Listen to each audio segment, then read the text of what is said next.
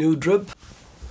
Still feeling pretty ill. I told myself I'd do this intro, so let's do it. I don't know if you remember or if you've seen the video even. A while back, I painted this little guy who's a little gremlin with a wooden idol on his head, and he is part of a Warp Miniatures Kickstarter they just did called the Gremlins for a game they're making called Ark World. And they were kind enough to send me a big batch of STL files for all of these gremlins. And when I got them, I was quite overwhelmed. And I told myself, I want to get all of these gremlins finished. Because oftentimes, I'm sure you all know the feeling, you get really excited for a big new project and you find some cool minis that you're really into and you buy them and maybe you unbox them and you build them, but a lot of the times they will not get painted for a long time, if ever. And I didn't want that to happen because I have a huge backlog that I need to get through. So I didn't want it to happen this time. So I didn't let it happen. I put my foot down and I told myself I'm gonna get all of these gremlins finished, no man or woman or NB left behind. So that's what I did. I painted all of the gremlins from the Ark World Gremlins Kickstarter. Please enjoy watching me paint. Look, my partner found this little guy.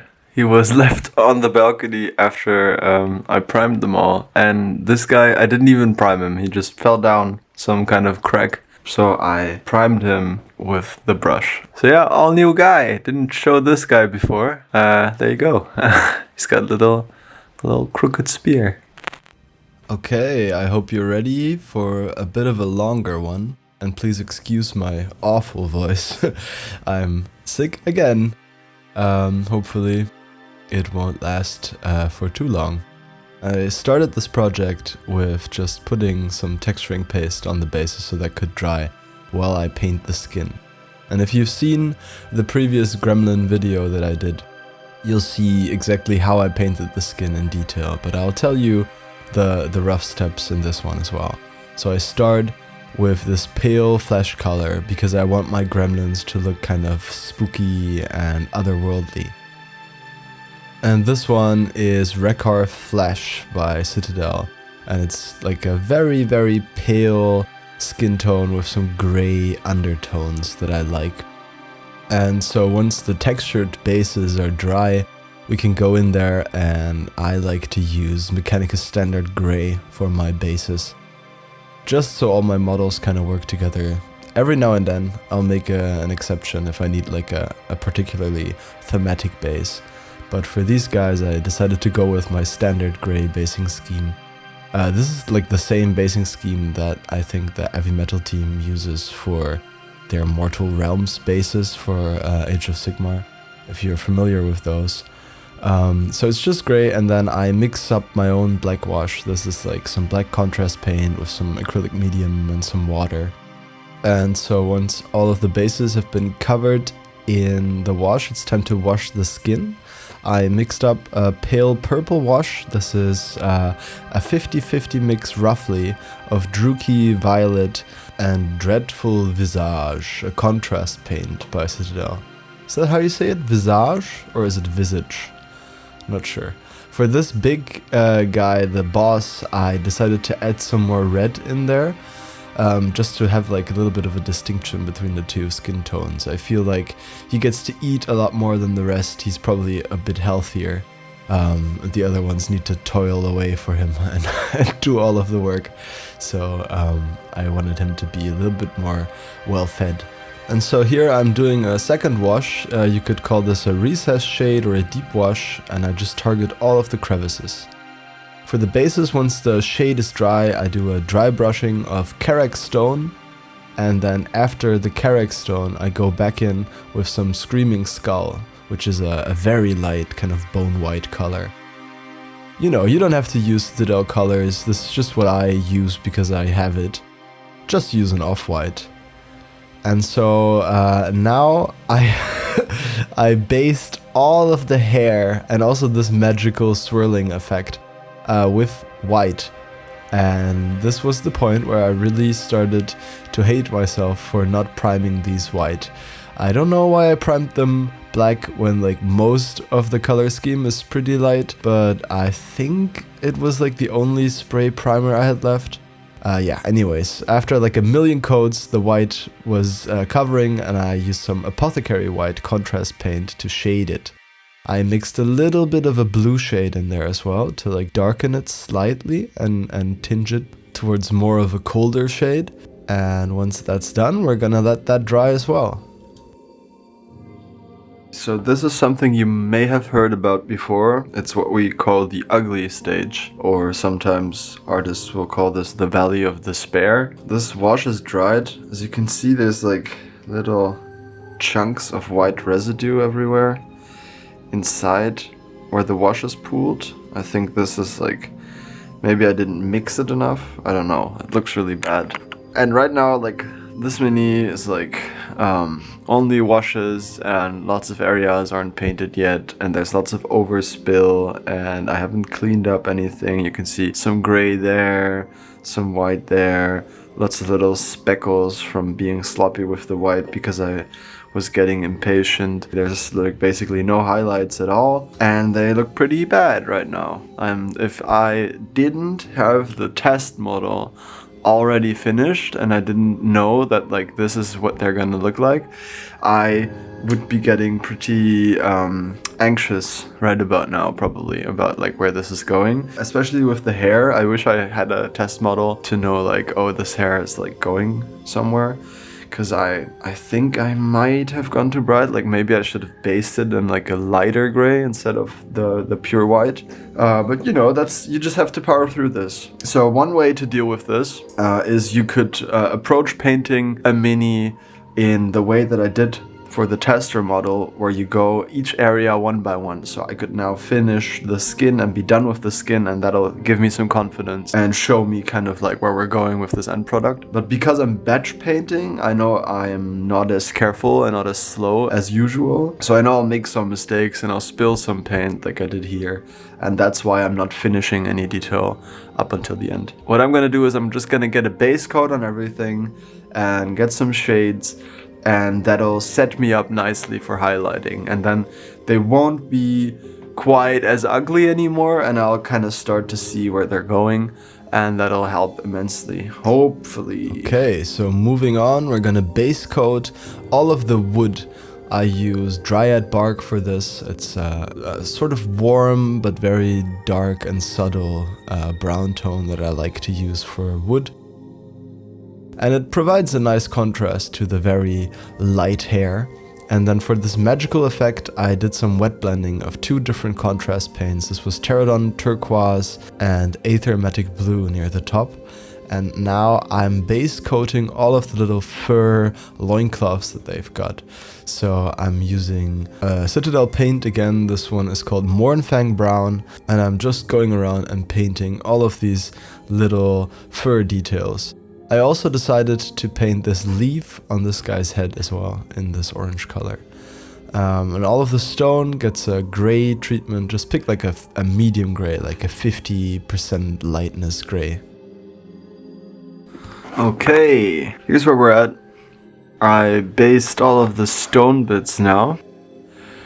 And you can tell most of these minis are basically fully base coated now. There's not really any elements left that need like another coat of paint. And that means that all of these guys, except for these little quivers, they don't have any additional materials. I should be able to finish these pretty quickly. And then these guys, they have some other stuff going on. So there's gonna be gemstone here, like we had for this guy's gemstone eyes, this animal leg, this hunk of meat, the tortoise shell or turtle shell on the face. Here we've got gemstone again, and then some skulls. These two, I think, are probably wearing metal masks, so I'll do these in like a brass maybe. They're carrying some bags as well, which I want to do in a different brown. And this little cutie has it's got a baby bird hatching from an egg,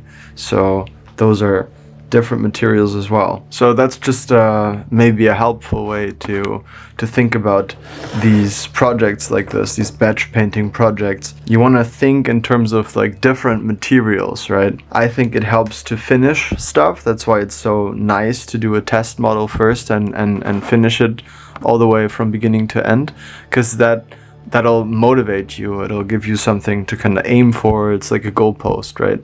And then along the way, while you're going, it helps to finish some minis, and then that'll keep you motivated, keep you going. I hope that helped a little bit. The next step is to go in and wash all of these brown wooden details. So I use I think a strong tone by Army Painter is what I used, but you can use any brown or black wash, it doesn't really matter. I used this on the loincloths as well, and I think I also used it on this leaf that this guy has got on his face, and all of the wooden details. Just get a good coat of this. And so for the stone, I use a bit more of a black wash, or maybe like a very dark blue wash, something to make them appear a little bit more cold. All of these leather details, so there's these quivers and also some pouches and bags. I base coated all of these in XV88, which is a Citadel color, and it's like this pale brownish yellow, kind of a mustard color that I thought worked really well with our autumn color scheme for these guys. Moving on to some off-white kind of brown beigeish colors. I'm painting all of the skulls and the eggshells, and also all of the little details like these strings that are used to wrap the stones to the wood for the weapons, and this little necklace string. So all of these get based in like a darker off-white color.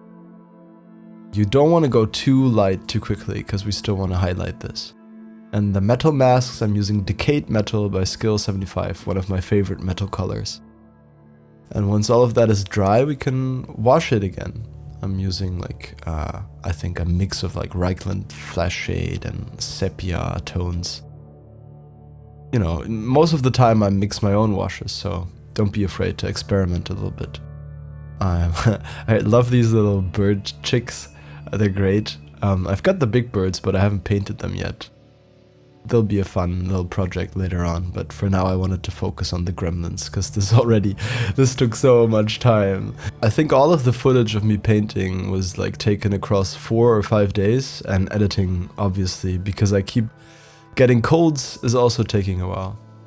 Moving on, I'm painting the meat with some flesh colors and some red for the insides. I think this is corn red, which is a little bit more cold, which I like for this. And all of the gemstones get some incubi darkness as a base. And I'm using the same color to base coat all of the eye holes in their masks to kind of give like a little bit of a glow later on when I paint the actual eyes. So this is like a good halfway point. I think lots of people would be happy to call it done here. They're base coated, they've got their shades, but I want to go a step further and do some edge highlighting. Not only because I feel like it makes your models really pop and looks amazing, but also because it's just my favorite step. Like, this part of the process is the one that's most fun, most rewarding for me. So I like to take my time, and usually for most colors, I will do like 2 layers of highlights. I will do a first layer, which is a little bit bigger, and then I'll go back in, like I'm doing here, with a second layer to really make those edges stand out from the surrounding materials.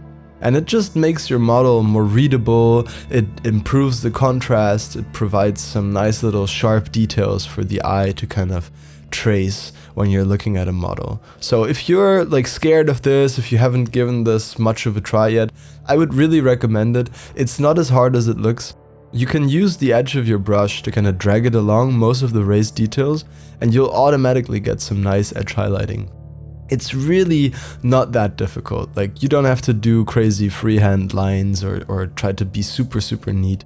Even a little bit goes a long way with this technique. So you just saw me highlighting the skin and finishing that, and now I'm doing the wood with some Gorthor brown. I'm tracing all of these beautifully sculpted lines in their wooden masks, and then using some Baneblade brown from Citadel, I am tracing those lines that I just painted, but trying to stay within the confines of my previous brush stroke. Or sometimes I'm also just like dotting just the tiny little corners of shapes to really make it look like light is kind of just subtly catching the edge. And you can see on this mouth like how much better you can see it, how it improves the whole silhouette and the readability of your model. And also, it's just therapeutic. It's just really fun. It's like, this is the most meditative step of the whole way, because you're not really thinking anymore. Like, I'm not making any design decisions. I'm not thinking about color palettes. I'm not trying to really think about the placement of the light source or anything like that. I'm just putting my brush where there's like a raised detail. And that is like painting by numbers, you know, like filling in little blank spots.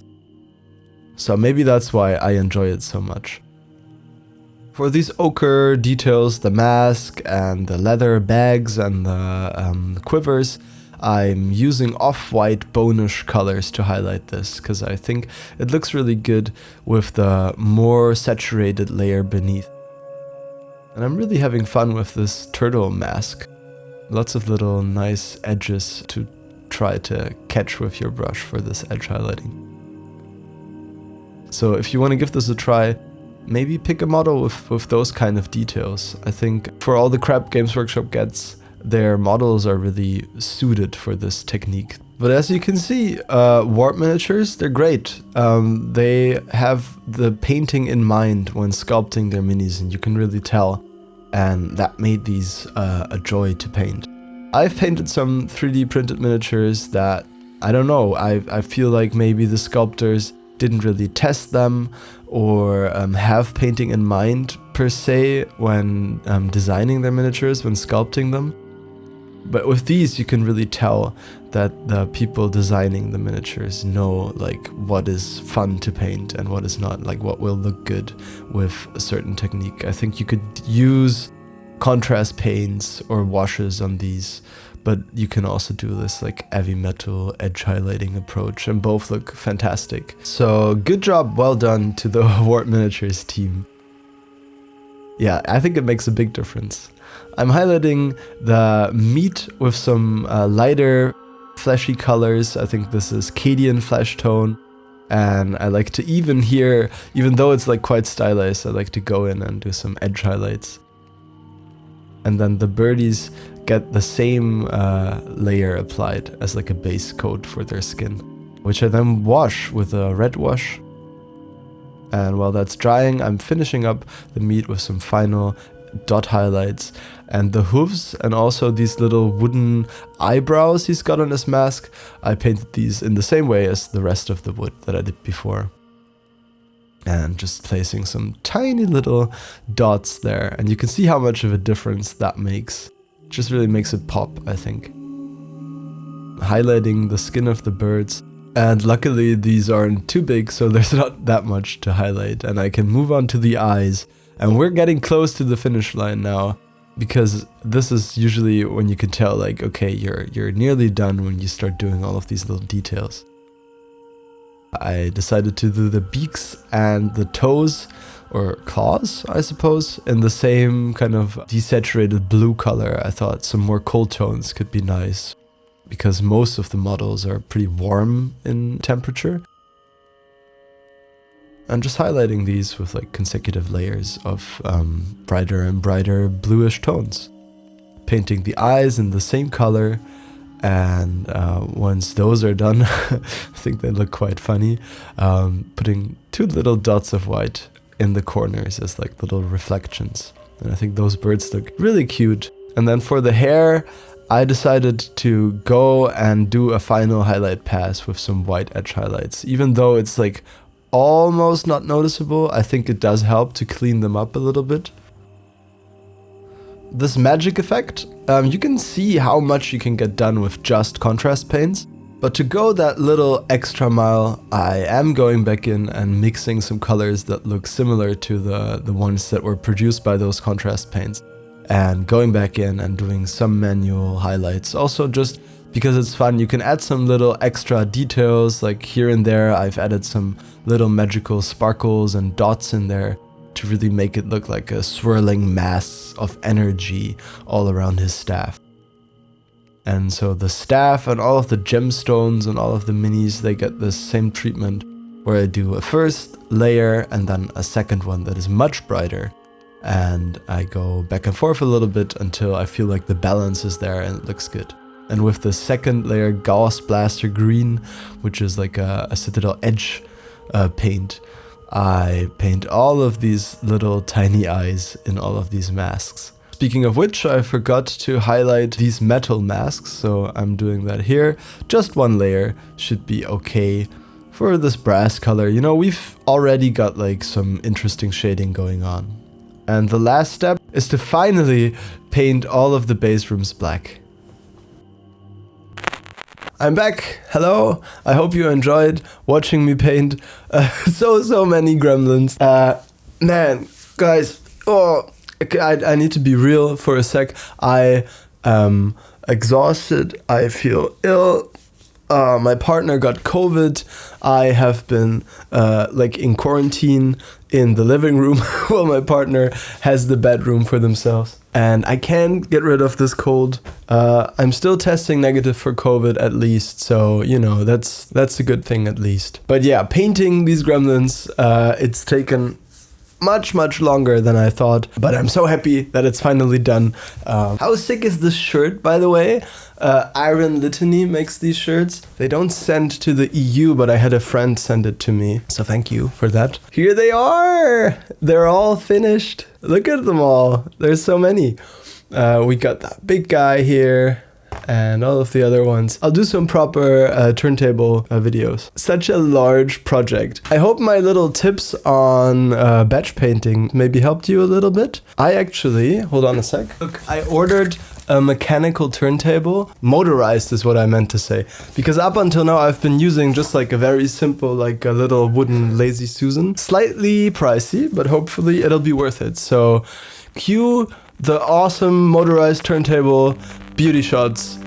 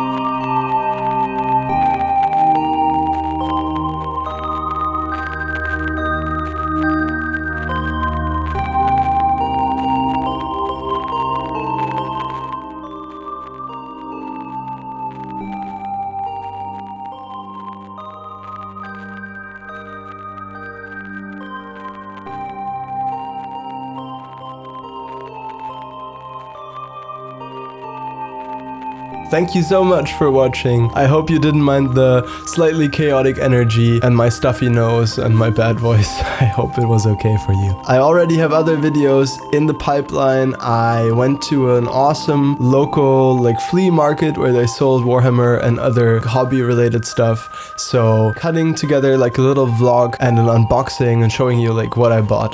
So that'll be next. And this Friday is Camping Kit Bash. So wish me luck.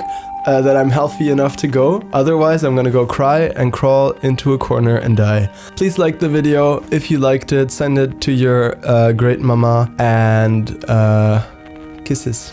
Bye bye.